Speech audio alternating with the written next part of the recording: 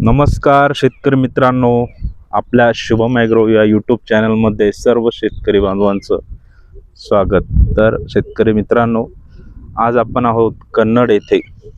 तर आज हा जो कपाशीचा प्लॉट आहे, बऱ्याचशा ठिकाणी याला पराठी म्हणतात, कापूस म्हणतात, कपाशी म्हणतात, वेगवेगळ्या नावाने म्हटले जातात. पण ही जर लागवड आपण बघितली तर 5 जूनची आहे आणि 5 जूनच्या लागवडी ही विहिरीतलं पाणी जे असतं आपलं, तर ह्या पाण्यावर लागवड केलेली होती. बघू शकतो तुम्ही किती सुंदर अतिशय प्लॉट आहे.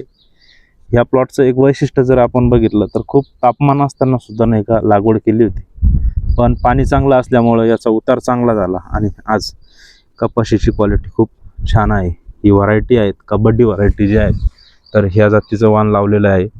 आणि आपले शेतकरी जे आहेत तर नानाभाऊ वने यांनी अतिशय उत्तम अशा पद्धतीनं या प्लॉटचं व्यवस्थापन केलेलं आहे. तर विशेष महत्त्वाची गोष्ट म्हणजे या वाणाला ह्या पिकाला आतापर्यंत एकही खताचा डोस दिलेले नाही किंवा ड्रिपमधून पण खतं दिलेले नाही. आणि शेतकरी जे आहे त्यांचं म्हणणं आहे की याला खत द्यायचंच नाही, जे काय द्यायचं आहे हे ड्रिपमधूनच देणार आहे.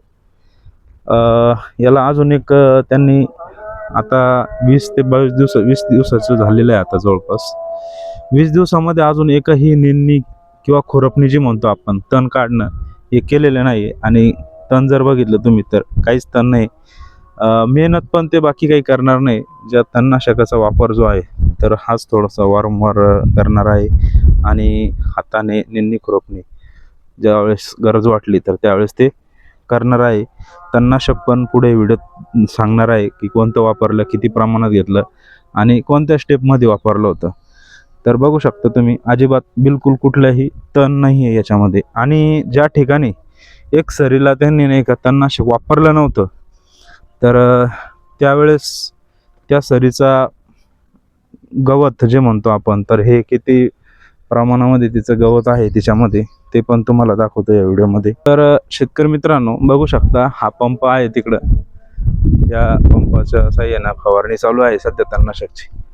आणि अजून एक तुम्हाला जे बोललो होतो की न मारल्यामुळं आता ही सरी जी आहे त्यांनी इथून सोडून दिली होती, याच्यावरती फवारणी मारलीच नव्हती का, ही विसरून गेलेली होती अर्धी.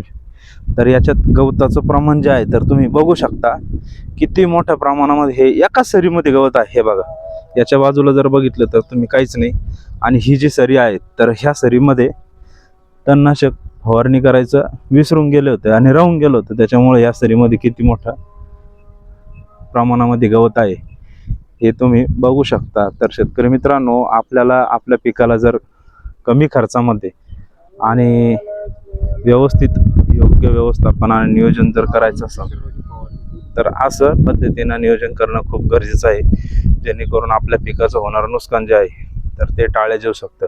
आता ही एक सरी म्हणजे आता दुसऱ्या वेळेस पण ती फवारणी करताय, याच्यामध्ये जळालं तर ठीक आहे, नाही तर मग निंदून खुरपून त्याला घ्यावा लागणार आहे आणि त्याचा खर्च मग आपला शेतकरीचा वाढतो. तर आता आपण तुम्हाला तणनाशक कोणतं वापरलेलं आहे, कोणती फवारणी केली ती पण दाखवतो तुम्हाला. चला, आता हे बघू शकता तुम्ही, हे गोदरेज कंपनीचं जे आहे तर हिटवीड मॅक्स म्हणून सिलेक्टिव्ह हर्बिसाइड आहे. ते कपाशीवरती आपण सरस वापरतो. तर याच्यामध्ये जे असलेला container Godrej Agrovet private limited या कंपनीचं आहे ते. आणि याच्यामधले जे कंटेन आहे हे पायरिथॉयबेक सोडियम 6% आणि किझोलोफॉस इथॉइल 4% हे कंटेन आहे त्याच्यामध्ये. तर याच्यामध्ये आपण शेतकरी भाऊ जे आहेत तर त्यांना विचारू की त्यांनी किती प्रमाणामध्ये ह्या तणनाशकाचा वापर केला होता आधी. तर समक्ष जे आपले शेतकरी भाऊ जे आहेत तर त्यांना भेटू. नमस्कार भाऊ. नमस्कार.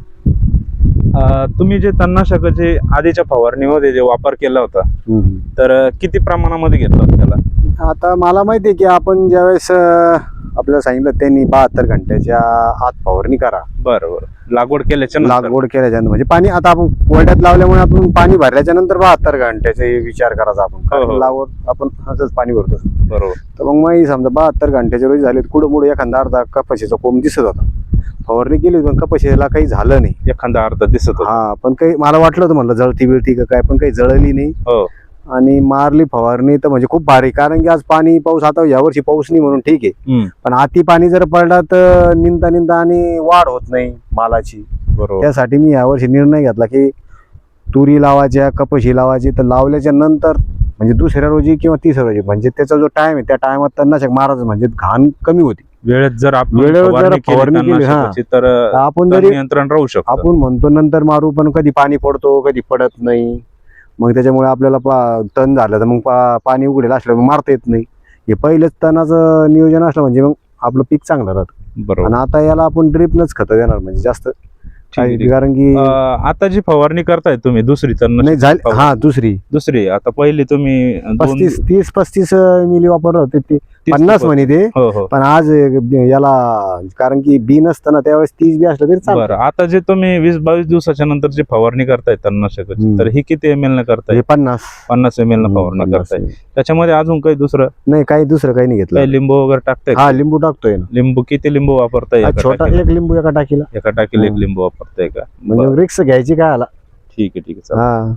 आणि काय वाटतं यावर्षी कपाशीचं क्षेत्र तुमच्या आजूबाजूला किती प्रमाणामध्ये काही वाढलेलं आहे का घटलेलं आहे? वाढलेलं यावर्षी असं वाटतंय, पण कुठं वाढलं कुठं घटलं जेमते म्हणजे. कारण तुमच्या भागामध्ये काय? आमच्या भागामध्ये थोडं बहुत दिसतंय, पण तरी बी न कळत आहे समजा काही वाढलेलं आहे का घटलेलं? वाढलेलं आहे की यावर्षी कपाशीचं थोडं वाढलेलं आहे. बरं, ठीक. तुरी वाढलेलं आहे. ठीक आहे. चला, धन्यवाद नाना भाऊ. छान प्रकारे तुम्ही आमच्या शेतकरी बांधवांसाठी माहिती दिली, त्याबद्दल आपलं आभारी आहोत.